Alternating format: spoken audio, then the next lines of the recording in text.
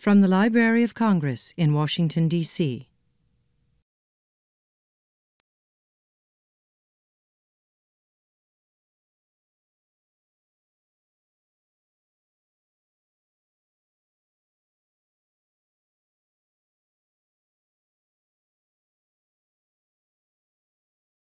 Hello, everyone. Please take a seat. My name is Betsy Peterson. I'm the director of the American Folklife Center here at the Library of Congress. And on behalf of the staff of the American Folklife Center, I just want to say a wonderful and warm welcome to all of you for coming to the latest in our Benjamin Botkin lecture series. The Botkin series is an opportunity for the American Folklife Center to highlight some of the best and most current scholarship in folklore, ethnomusicology, oral history, and other cultural research scholarship. It's also an opportunity for us to expand our collections. All of the lectures in this series become part of the American Folklife Center collections so that future generations and individuals from throughout the world can benefit from all of this wonderful wisdom that passes through here. It also will make its way onto our website, and again, so people can watch the lecture and learn from it. So with that said, just want to give you a reminder to turn off any electronic devices, cell phones, and the like. Today, I have the great honor of introducing a very distinguished ethnomusicologist and a good friend of the American Folklife Center, Dr. Anthony, or Tony Seeger, as I know many people know him. He is the Distinguished Professor of Ethnomusicology Emeritus at UCLA, and he comes from a pretty musical family. He's the grandson of the influential ethnomusicologist Charles Seeger, and a few of his relatives have achieved their own fame as folk musicians. And although Tony does play, his interests have laid more with scholarship and with ethnomusicology. Tony earned a BA at Harvard and an MA in social science and a PhD in anthropology at the University of Chicago. And he went on to do his early field work among the Suya Indians of Brazil. Both his classic book, Why Suya Sing, a musical anthropology of an Amazonian people, and today's presentation are based on this Brazilian field work. Between 1975 and 1982, Tony taught ethnomusicology at the Museu Nacional in Rio de Janeiro. And while there, he also established Brazil's first master's program in ethnomusicology at the Brazilian Conservatory of Music. Returning to the United States in 1983, he accepted a position at Indiana University as professor of anthropology and director of the Archive of Traditional Music. And during his years at Indiana, he worked with Louise Spear to co-edit a catalog of the archive's important holdings. But in 1989, he made his way to Washington, D.C. to serve as the first curator and director of Smithsonian Folkways recordings. By the time he moved on in 2000, going to UCLA to take on the distinguished professorship of ethnomusicology, Tony had served as an executive producer and editor of nearly 220 albums. His many other accomplishments are equally impressive and far too numerous to list here, but I'll just mention that some of them include being the president of the Society of Ethnomusicology from 1991 until 1993, and more recently president of the International Council of Traditional Music from 1997 until 1999.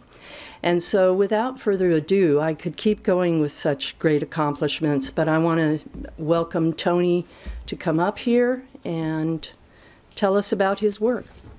Tony. Let's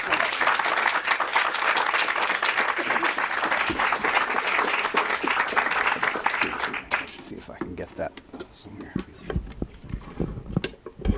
Well, thanks for coming. Wow, the room filled up while my back was turned. Good to see you all. If I do this, can you hear me all right? I can't tell because I'm in back the speaker. It's all right. Guha says it's all right. It must be. It's a real pleasure to be here. It's a pleasure to be here partly because I've enjoyed coming to the Benjamin Botkin lectures that I've attended here in the past. I'm going to try to at least add to what they have given me. I hope you enjoy this one, and if you don't, sorry, come to the next one. It will be better. My talk today is, I think, particularly appropriate for this institution. I chose it partly because of this particular congeries of organizations that the Library of Congress has, one of them being the Copyright Office. And this is a story about copyright or ownership and concerns about ownership and changing ideas about ownership over a period of about 40 years. It's also a place that has a very strong collection of folklore and recordings of traditional music, and that's also part of the story. And I hope that the people who study it also can sing it, because it has a song that I really need your help singing. The song has a new verse for each section of the talk, and if you don't sing it well enough, I'll stop. It also uses some photo and some video, but I'm not as good at those, and my song texts are pretty lame too. A lot of good work has been done on intellectual property laws and the particular cultural bias of the copyright laws that emerged in England and the United States in the mid-19th century, a little bit before, and also as the authors' rights in Europe, also about the middle of the century, at the same time as ideas about individual creativity and genius and ideas and the consolidation of a particular kind of market capitalism occurred. And those ideas then of ownership and eventually of music ownership really influenced the laws that have been made on intellectual property. And those then have been largely passed on to the rest of the world through trade agreements and under some degree of duress for those countries who weren't interested in starting them. But I'm not going to talk about that.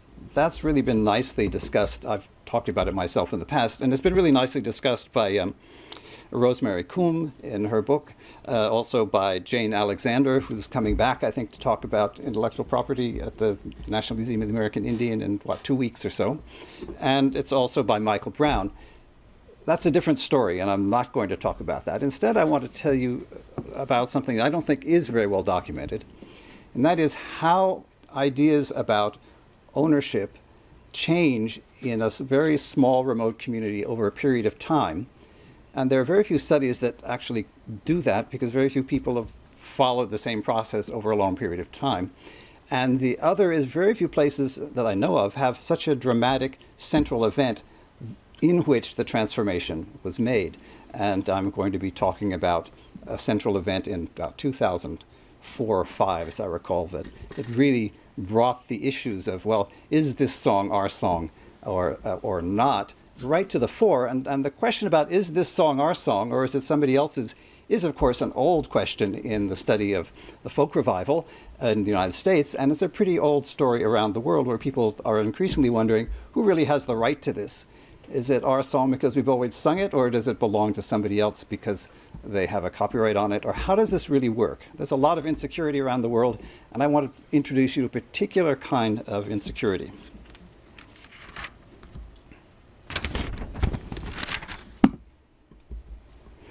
Let's see what I've got here. I want to begin with gratitude. Usually you put your thank yous at the end of a paper, but I really need to begin with one, because I owe so much to the Suya Indians, who now like to be called the Kïsêdjê.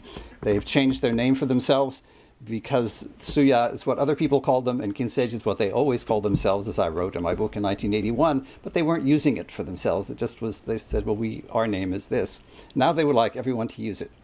And I owe them a great deal. They have been always patient, and they are enthusiastically waiting our return visit in May of this year. So we'll be going back in a few weeks. And my intention in the next in that visit we're making in May is actually to finish clarifying the topic I'm talking about today. So this topic also helps me prepare for that visit.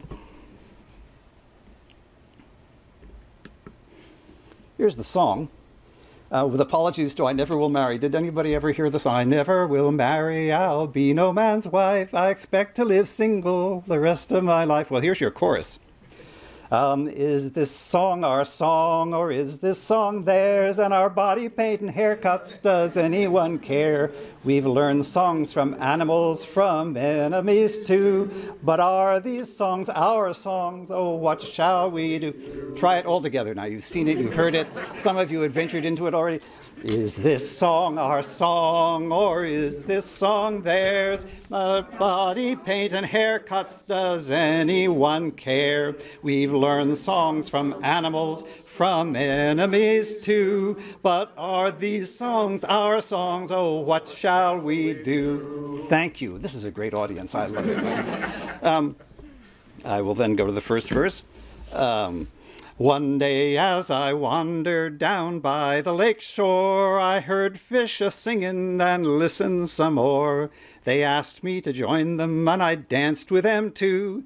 By the time we had finished, I knew their songs through and through. But is this song our song, or is this song theirs? And our body paint and haircut, does anyone care? We've learned the songs from animals and from enemies too. But are these songs our songs? Oh, what shall we do? The group I'm going to talk about, and I've been working with the Suya now since 1971, so we're talking really about 44 years. And it's a long-term research project. I think as we get more and more ethnomusicologists reaching my age, we have more and more long-term field projects. But as you heard, this isn't all that I did during my lifetime. It's just one that a ball that's sort of kept up in the air and gone back from time to time. The Suya or Kïsêdjê live right smack here on an affluent of the river called the Xingu, which goes up into the Amazon there. And they made peace with Brazilians in 1959. And so when I visited them in 1971, it was really only 12 years after they'd made peace with the Brazilian societies and also with their indigenous neighbors. They'd been seen once by a German explorer in 1884, but then pretty much disappeared except for showing up to kill some people from time to time in between. And some of their enemies allied themselves with rubber tappers and got 44 Winchester rifles and shot up their village and burned it down in about 1918 or 19. And that sent them up into the headwaters of a river where they were pretty hard to find. And no one found them until airplanes were flying overhead and found their village. And they were contacted and made peace. This is in the early 1970s. The village I saw first was on the bank of an affluent to the river called the Suya River, Little Suya River, and it had about 6 houses. There was a large one here, a small one there, another one in construction, and there was a men's house that they hadn't yet built that was going right there. It was a new village. It was a small village. There were only about 120 of them altogether. It was my wife and I, looking like that, I'm not sure I could do it anymore, moved in with 30 Kïsêdjê in this house and started learning the language. And I had to go hunting and fishing every other day for my food, and she processed manioc and did what a classic anthropology book would tell you that anthropologists do. Tried desperately to learn things and often failed.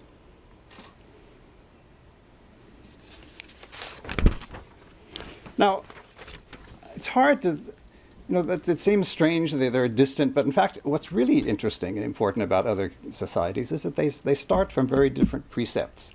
And precepts, sort of ideas about ownership is one, but let's try ideas about math. We're back to fish.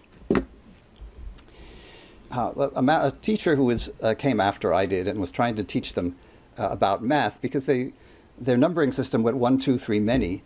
And that works for lots of things, but it really doesn't work for the Brazilian currency, which generally is in the thousands, and it isn't, it's always changing, and inflation is changing it, and so it's really hard to figure out how money works. But for more than just the simple reason of the high numbers, a question that she asked them was, if you have 5 fish and you give 2 fish to your brother-in-law, how many fish do you have left? Anybody got an answer?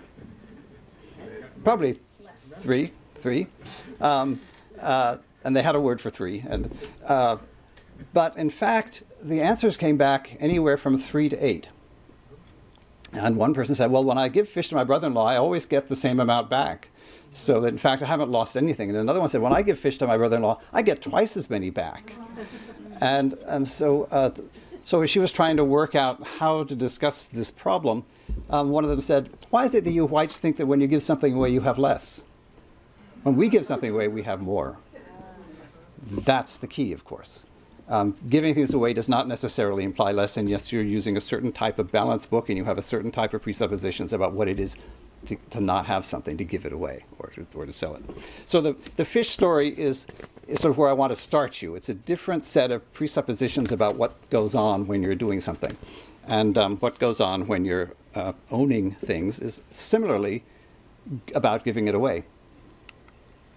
In the 1970s, the word for ownership was actually, it wasn't the word for ownership. I'm not sure there was a word for ownership in that sense. It was an owner-controller. What you really did when you owned something was you had the right to give it away. And you had the right to tell people to take care of it.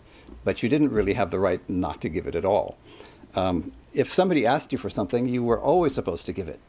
If it was the shirt on your back, you might say, wait until I've changed my shirt. But if it's something you have, if people say, give me some fish, you give them your fish. If they say, give us can you give me your hammock or your matches? Well, if you have enough, you give them away. And that was a really interesting kind of society to live in. I was thinking, how can you live in a society where people just ask you for things and then you're obliged to give them? You always give them, and you're not even feeling that badly about it. I discovered that actually there are limits on it. You can ask that of your relatives. You can't always ask it of your non-relatives.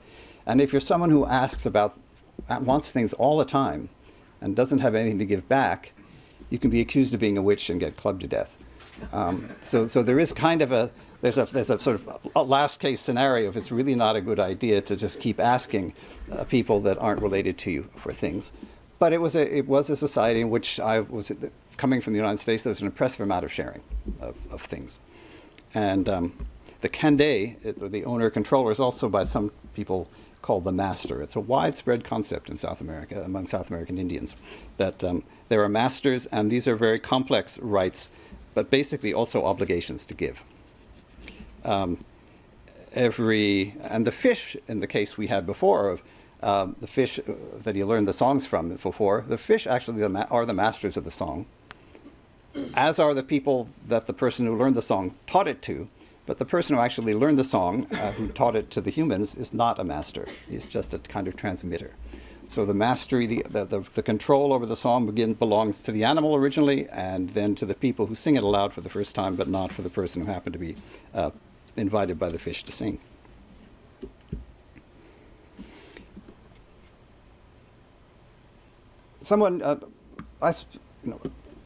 My grandfather started to talk about intellectual property. My Uncle Pete wrote about it quite a lot.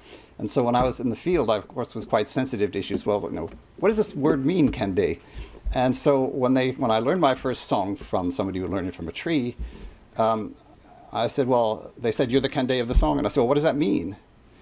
What can I do? And they said, well, if somebody sings your song, you can say, duh, sing it well. Don't mess around, sing it well.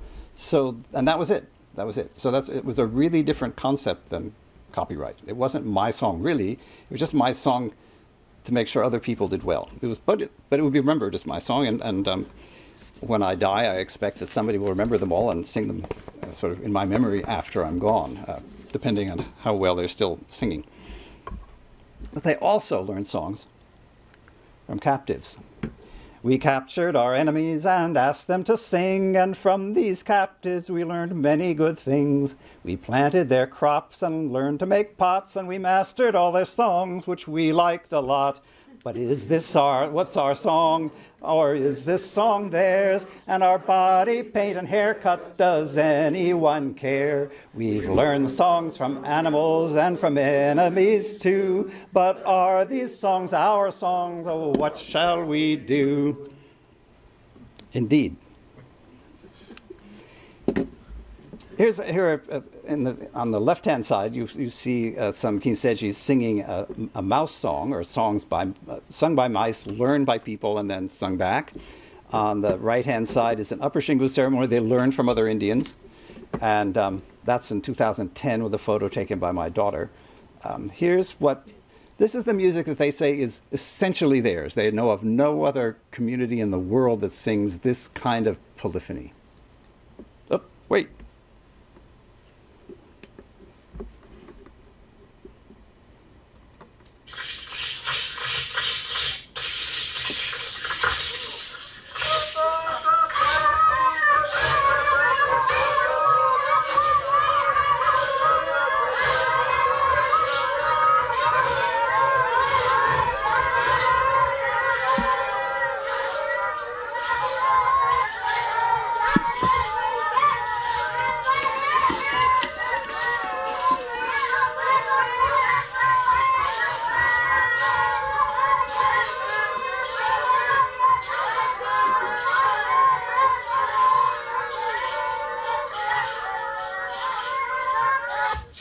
That polyphony is created by a lot of individuals, each singing their own different song to the same rhythm. Here's the kids.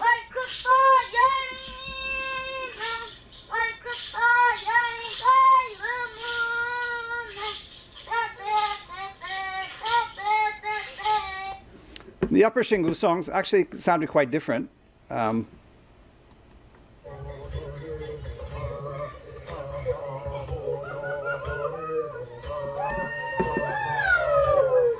This is me, by the way, in 2010. It was a very smoky day, so there's lots of wood smoke all around.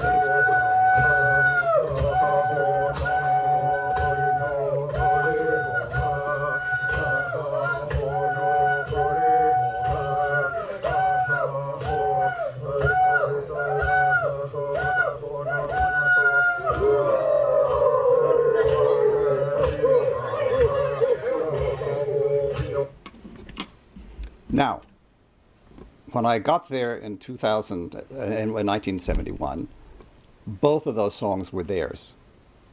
There's no question.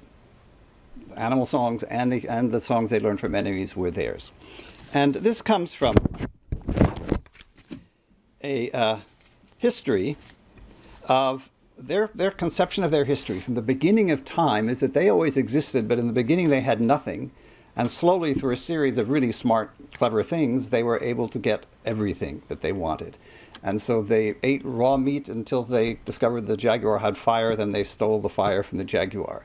They ate rotten wood with their fish because they had no garden crops until they learned about corn and maize from the mouse that in the water, and they took all the mouse's corn, and now the mice have to invade their houses to get the corn that they once had themselves. In the beginning, they had no names, but they found that they learned about names from a tribe they encountered and learned all of their ceremonies. And they didn't have any body ornaments, but they found that they encountered another tribe and learned their ceremonies and now wear body ornaments. And then they encountered that German explorer in 1884. And he describes how the Kïsêdjê came to the island they were camped on in the evening and engaged them in talking and were looking at things. Meanwhile, carving holes in the sand with their feet and dropping them in and covering them up, so that when they left the next day, they found that his expedition was missing a lot of things, one of them being the water thermometer that he was using to measure the water temperature, and it was his only one. And he said he wondered what they were doing with it, perhaps wearing it around their neck. That's also the way they approached Brazilian society, which was to take all the things they wanted and try to avoid having to take the things they didn't want. So their history then is of accretion, of sort of predatory accretion. And when predatory accretion hits copyright law, you might have a problem. And here is how it turned out. Along came an anthropologist. We learned his songs too, and our women sang Pretty Polly all the way through. He made an LP and said the music was ours. We got trade goods aplenty sent from afar. But is this our song, or is this song theirs? And our body paint and haircuts, does anyone care? We've learned songs from animals, from enemies too. But are these our songs? Thank you, you're doing it better than I. They did learn songs from us. from the start, they really liked our songs, partly because of the harmony. I don't think, but also they learned songs from captives, and I think they just considered their anthropologist to be another kind of captive. They called me our anthropologist, actually. I was owned by them in a sense. This is their village in 2008, and it pretty much looks like this today. It's much larger. There are more than 7 houses. There are 20 houses, or 18 to 20 houses. It has the basic structure of a clear plaza with a men's house, but a much bigger men's house that's finished. And all around, you can see little white spots. Those are parabolic antennas. This is a wired village. They have wireless internet, if not in the village, right next to it. And in the next photo, I'll show you where. And they're very much into technology. They have a much better digital video camera than I will ever be able to own, and they do much better using it than I have ever been able to do. The most recent, the Portuguese version of Why Suya Sing, that is coming out in Brazil this month, has actually got a video, a DVD with it instead of a CD, and it actually has their video of the mouse ceremony in it to begin it, because they did an absolutely brilliant presentation with and I wasn't involved at all. So anyway, they're really good at using technology. And this is the village from a distance, so that you can see that it has an airstrip coming in, and it has a road going out that takes you to one city and then another city and then wherever you want to go in Brazil. This little square area here is where they put all the things that are sort of between what they really think is theirs and the Brazilians, and that's where the school goes, the infirmary is, and a few others, and the Wi-Fi is, and the telephone with its own satellite dish that goes up to the sky that the Brazilian government installed. That's all in this area, because they're trying to keep one area for themselves, one area that they run, and then once they get off the reservation, then they're trying to defend themselves against the Brazilians and the frontier that's out there. A top fashion model to help a good cause made us an offer that gave us pause. We would license our design and paint her body too, and an NGO helped us to decide what to do. But is this song our song, or is this song theirs? And our body paint and haircuts, does anyone care? We've learned songs from animals, from enemies too. But are these songs our songs? Oh, what shall we do? Gisele Bündchen was the supermodel, and she wanted to help the environment of the region and came up with the idea of making a line of sandals that would have indigenous designs on them, and went to an NGO that approached the Kïsêdjê to provide those designs and also to make that ad, which involved painting Gisele with a body paint. Oh, they said, we don't really have any, all the body paint, all the women body paint, female body paint we have came from other societies. We learned them all from the Upper Xingu, we learned them from them, and they went through and they, is there anything that is originally ours? And that was really stumping them.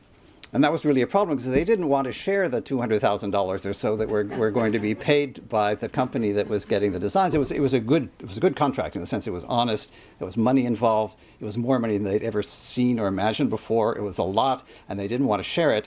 But what do you do? Well, they thought about it for a long time and said, well, there was a ceremony that none of us have ever seen, but we know that there was a special paint for the women. Maybe it looked like this.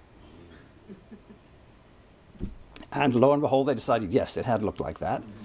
And so when Gisele comes in, they actually paint Gisele with this that they said is ours and belongs to nobody else. But it was that moment when money, a lot of money came in, that the whole issue of ownership and the whole issue of whose rights, is this really their song or is it our song, becomes acute, because they didn't want to pay or be sued or have their enemies attack them and kill them or whatever they would do if they were angry about their keeping all the money that was involved.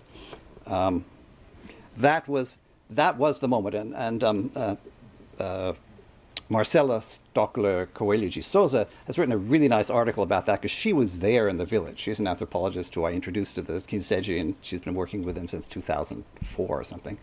And she was there, she saw it, she saw the discussion, she made that photograph, and saw what happened afterwards with these sandals. So you see what happened. And all the singing in that was really old songs. It wasn't women's songs, which are mostly borrowed. It was really old stuff that they guarantee they're certain is theirs. In 2014, their vocabulary and use of words for theft has increased a lot. You know, as I said in the beginning, you were the master, but you actually were expected to give it away. There wasn't much thievery in that. I only know of one case where someone actually stole somebody's belongings and it was one woman stealing another woman's belongings because somebody stole her husband or something like that. It was sort of reciprocal stealing. In this case, though, all of a sudden, they used the word akendo to mean that a white person stole a story from us and wrote it down, and they used the word toakendo, which is actually to steal or to take or to have something disappear. I mean, that's what I'm going to find out a little bit more about in May. I did have a linguist. There was a linguist, Rafael Nonato, living in the village when I was trying to figure this out last fall, and I wrote him a lot of times, but I feel much happier if I were actually there asking the questions. And he's a linguist, and he sees things somewhat differently. And then Bill took my clothes as a joke. If it's a joke, it's toakendo. If that person took it and planned to wear them themselves and never give them back, then it's a different verb, akini. And so Tony akini my tobacco, with the assumption that I was going to smoke it, right? And that would be a phrase. Or Bill took my clothes with the intention of keeping them would be akini. So there are various kinds of intentionality involved in the use in the words that they're using for taking and theft, and that's quite different. And let me catch up to where I am here. Oh, I'm pages ahead. We're getting close. All right, so first they stopped singing certain songs because they weren't theirs. Then they decided to stop making certain handicrafts that they'd learned from other tribes upriver. And so they stopped making a certain type of basket that was a sieve basket for a type of manioc they learned about from the other tribes. So they stopped making that because they didn't want to sell it and have those members of that tribe complain that they were selling their ideas. They stopped making wooden stools and painting them with the paint designs they'd used for decades. They created a new kind of crochet basket that is totally new, that I can't imagine what they would use it for, but they make it for sale because they wanted something that was theirs as opposed to anybody else's. They also began to change their language. In the course of 150 years of sort of first peaceful relationships with the groups upriver, and later, after having stolen the women, having women from that society right in there, their language had changed, and it was using a whole bunch of what we would call loanwords, words from another language, perfectly natural. They started systematically getting rid of those. They would sort of agree. It's a very small society, so you can sit in this, and unlike ours, which has so difficult to change something, they can sit in a circle with the entire community there and say, we're not going to say this word kara kara ka for a rooster anymore. We're going to say kransin, which is what the old people used to call chickens because they have a little funny thing that's red on the top of their heads. And we're not going to call foreigners, Brazilians, kara'i anymore because that's actually not our word for it. We call them people with big clothes, because the first whites they saw had these big clothes. People with big skins, people with big skins, because the first whites they saw had clothes like you're wearing, and it looks like, to them, a really strange kind of skin. So they were going back to a linguistic fundamentalism as well. So what started as a concern about ownership and music and things began to spread to areas of handicrafts, began to spread to language and other parts of their society in a way that I don't think most people would anticipate. The idea that other people might own and have some claim on things that they had taken 150 years ago suddenly became salient to them. And the NGO that was working with them and working with Gisele actually was trying to get a law passed in Brazil that would give Indians inalienable rights to their knowledge. It wouldn't expire after 70 years. It would be theirs forever. And that gets really complicated when you're talking about groups that have been relating with one another for hundreds of years. Whose song really is the song?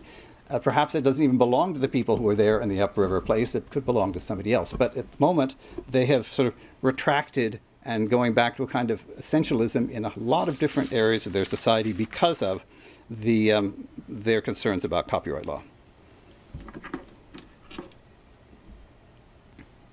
Let's see where we are. On the other hand, they aren't giving them back to the fish. The animals and the fish, they say, we didn't steal it from them. They told it to us. And so the words they're using for fish is the mouse and the fish too, taught us, sat in, told how to eat corn and made it our food. And when a man was invited by the mice to join them for a ceremony, he listened and taught it, but he didn't steal it. So in a certain domain, they're quite certain that it wasn't thievery. It was really more in the complex domain of social relations with other indigenous communities that it became salient and sort of has affected their activities. On the other hand, one could argue that you couldn't copyright how long is the life of a god? If you believe that the mouse spirits were teaching it to them, perhaps they never die, in which case the Suya rights to those songs also already never expire, because although they're old, the god is still around. The mice are still there. They can't hire lawyers.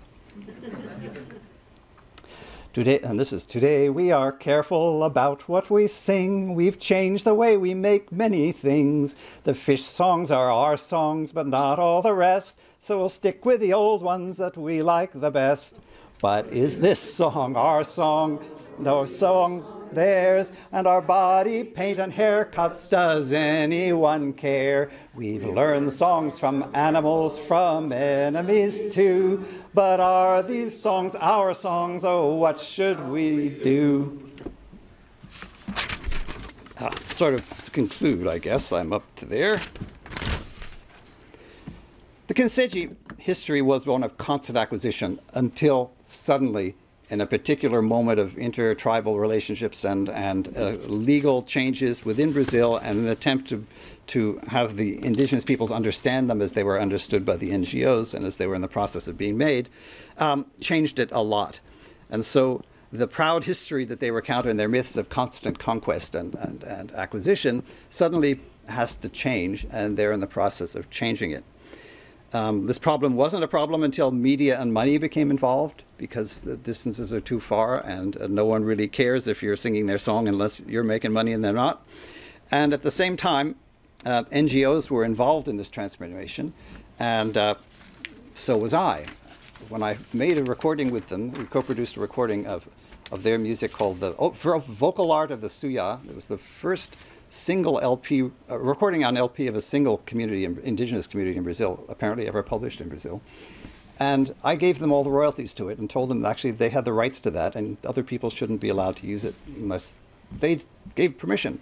And it seemed to me like a really good idea, and yet, of course, looking down the road 30 years, I probably did sort of start them off on the idea that, well, maybe there's something in this, and we do want to protect our songs and our ideas.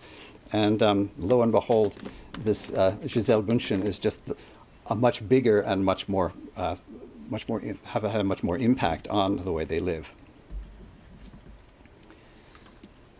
This is some Suya women transcribing the recordings that I sent down, because I had sent about half of the recordings, all the ones I did on reel-to-reel tape. They've been working with for a couple of years. I'm just now copying all the ones that I got from Indiana that were made on cassettes, which are somewhat later, and I'm taking them down with me in May.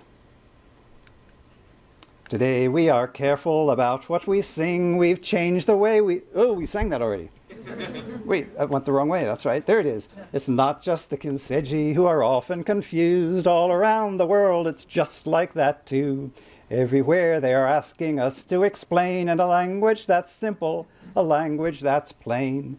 Is this our song? Or is song theirs? And our body paint and haircuts, does anyone care?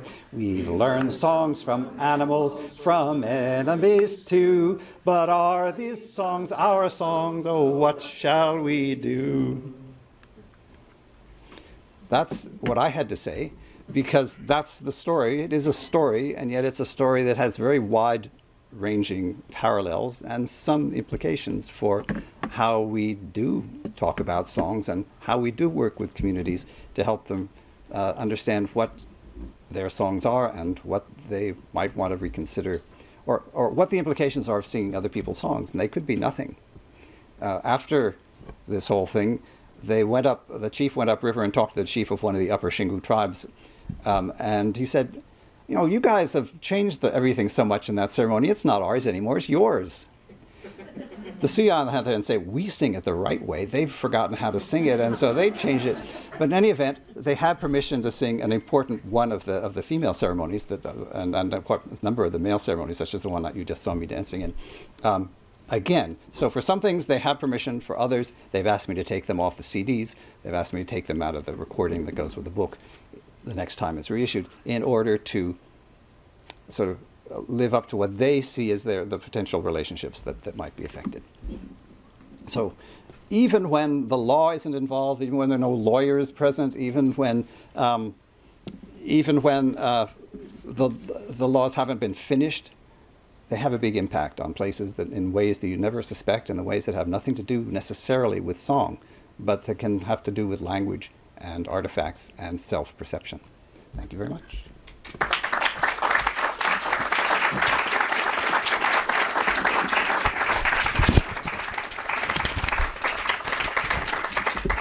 Some of you have been standing the whole time. Wouldn't you like to sit down? There really are seats. Then you can ask a question. Or you can ask a question standing up. Does anybody have a question or a comment? We have a few minutes. It's about 10 of 1, and we're done at 1. Or before, if you want to leave. Yes. So Atesh. I found in your opening of your presentation, you spoke to how you could use a song by asking permission from the owner, which implies an idea of distribution. And I was curious, are there ideas of distribution, it sounds like there are, from the trip by the chief upriver to the Xingu, where you talk about sharing and who owns what. Why didn't the idea occur to them about sharing the money? Well, because money is a limited. Sharing songs, you don't lose anything when you give it. It goes right back to Thomas Jefferson saying, when you light your taper from mine, I lose nothing and you gain a light. And that's true when you're giving away a song. It's not true when you're giving away what might get you a truck or a gun or something like that, or a hunting rifle or something like that. That's the real reason. And it's really the market economy and money that does this, not the other. Otherwise, I think people would be perfectly happy with it because you give it away and you haven't really lost anything. Once you're giving it away and losing something, it's the question of those fish again. If by giving half of it to that group, you got as much back or twice as much back, that would be one thing, but that hasn't happened. That's not, and they certainly wouldn't think of it if they got something from somebody else, they would have to give them twice as much back. I don't think that would fly. But I'll ask. Thank you, Atesh. I've got a couple over here, yes. Yes. Oh, sorry, Carl, I can't see you in the shadows, yes. So you've been very, very careful to be non-judgmental in this talk, which I think is wonderful and appropriate. I'll confess, I'm over here scratching my head. Is this change good or bad? What should I think? Well, this change is happening. And one of the things I've tried to do as an ethnomusicologist is not actually to judge everything that people do, but try to find out why they're doing it that way and sort of what they're doing.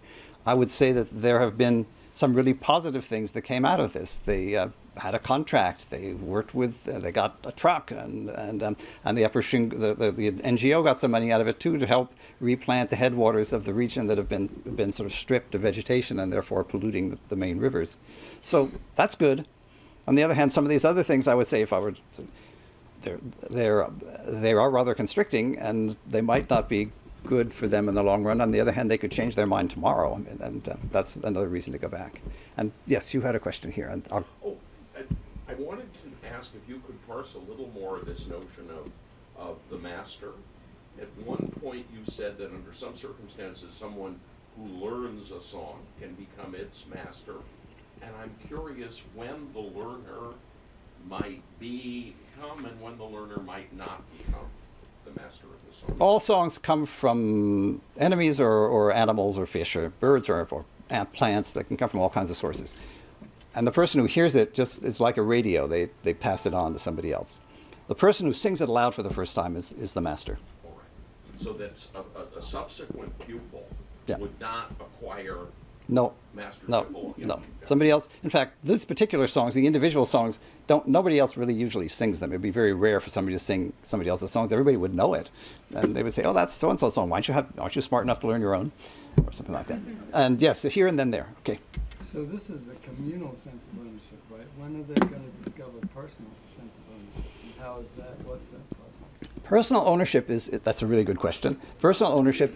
When I was, I had a pot that I ate all my food out of, and I was saying to someone, I'm going to wash my pot, I ngoyi.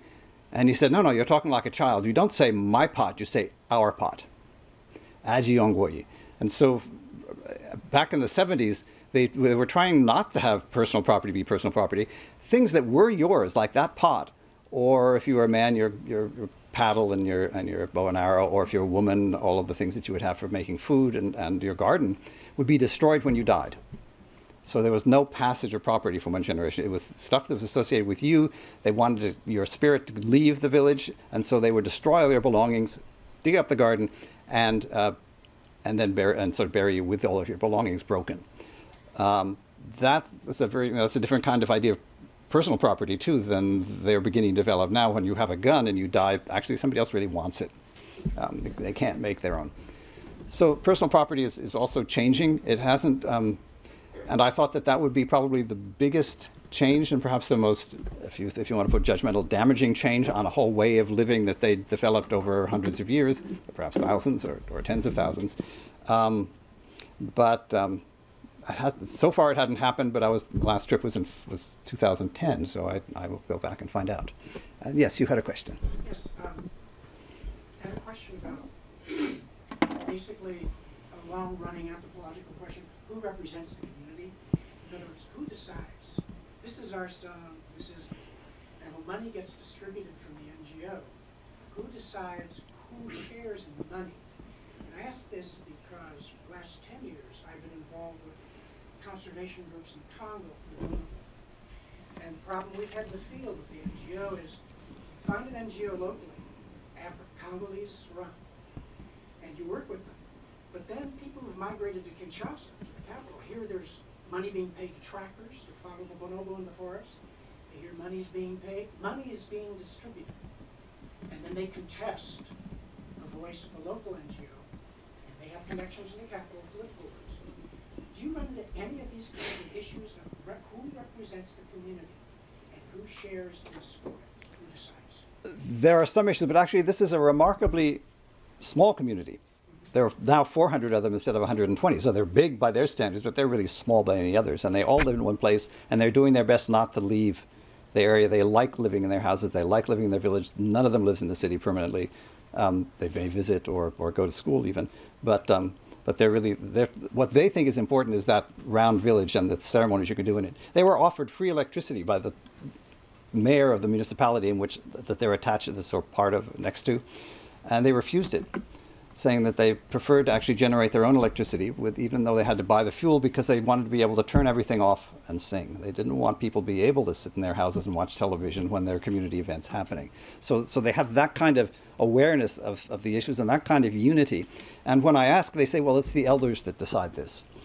They have a women's council as well. There are women elders who are also powerful, and there's an online video of talking to all of you whites, all of us whites, about how we've destroyed their territory online. And it's all women speaking, and they're absolutely furious and eloquent, and it's really quite remarkable. So it's men and women. They sit down. The older people decide, well, yes, we're not going to say those words anymore. Everybody agree, and everybody agrees. There is a sort of a charismatic leader who's been the most powerful political leader, has the most relatives who go club somebody if things really got out of hand, who sort of directs that, but he doesn't do it by himself. He does it with a council of elders. And they haven't so far split on much of that. Money, of course, is one of the hardest things.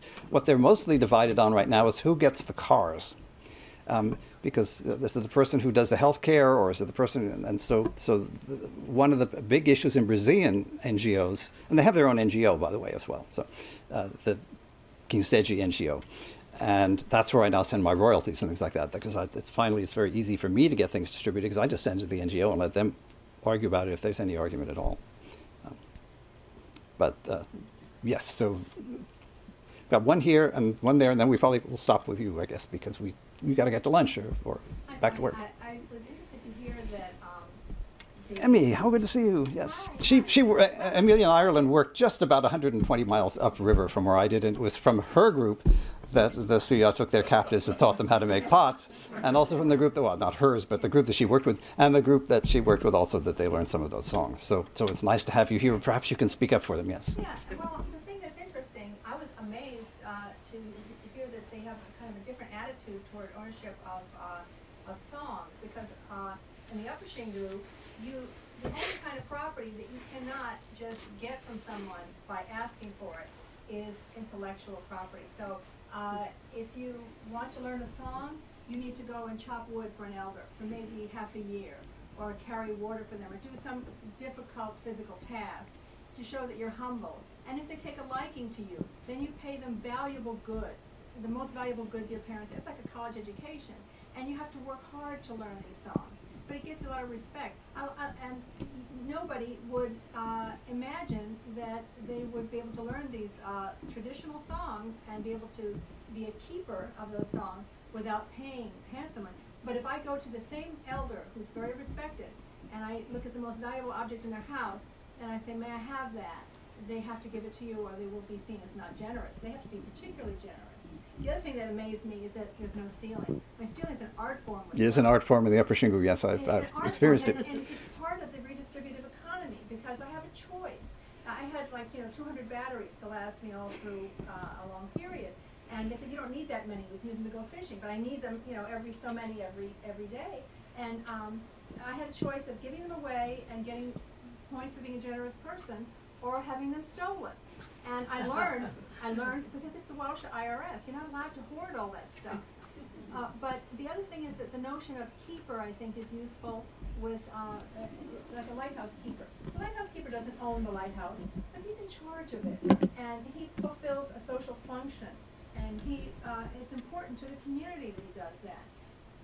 So I think of the way the Welsh use the term that you're talking about is in terms of being a steward and a keeper, and a custodian. Well, and that would be master, probably, or something like that also, yes. It also Well, the interesting thing about Brazil is the indigenous societies really are different. And the Suya are part of a group that speaks the language, they're a language family called Jê, who in general have a rather acquisitive attitude towards intellectual property, though they do have things that you own by name, by your name. But they don't have keepers like that. For the most part. So you find differences, and the impact of things will be different. And that's one of the exciting things about studying in any ethnographic region, is not just what you discover, but what you discover is not the case as close as 120 miles away. The Suya also don't play flutes, whereas Upper Xingu, they play a million kinds of flutes. So they have chosen not to play flutes, and they have chosen, they make decisions about what they think is essentially them. And sort of go from there. They could have said, well, those are our flutes, but they said, I asked them, they said, flutes, that's not us, not with us. There was another question, yes, and then in the back, yeah. You mentioned just almost in passing about the internet being in the village, and I'm wondering about the generational effect that it has.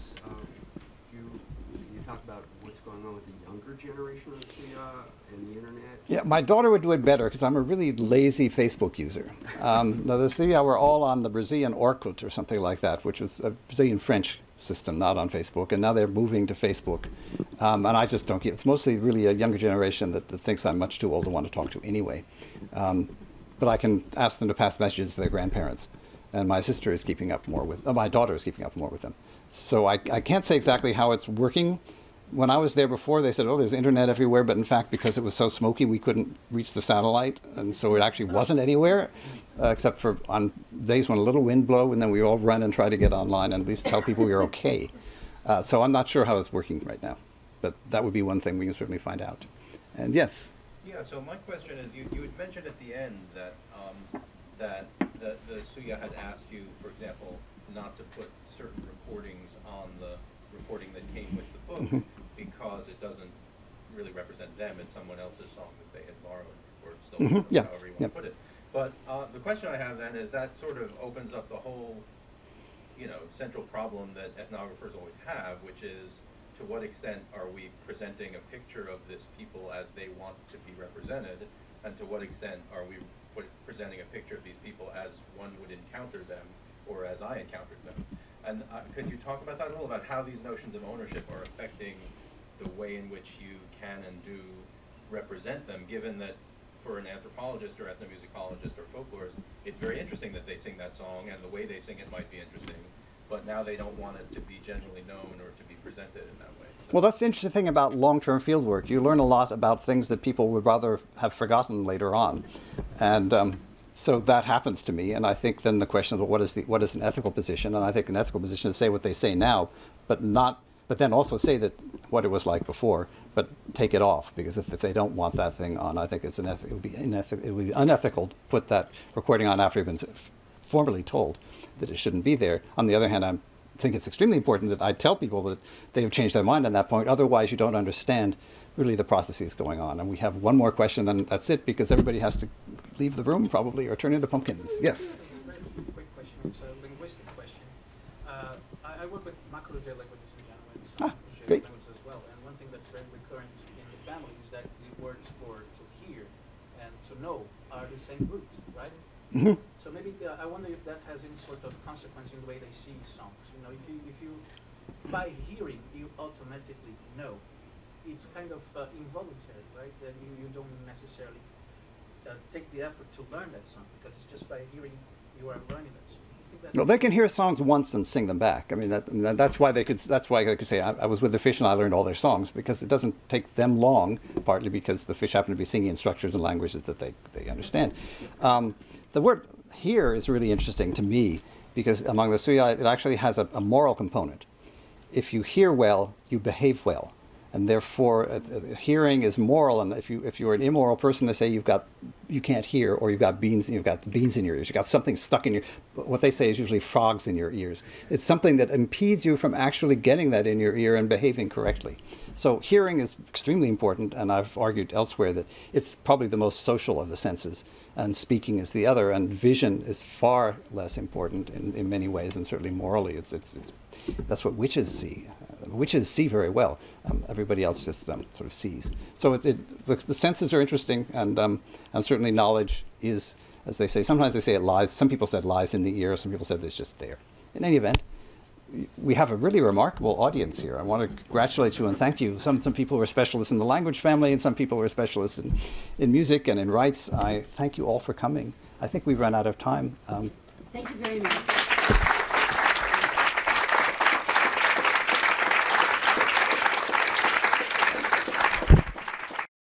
This has been a presentation of the Library of Congress. Visit us at loc.gov.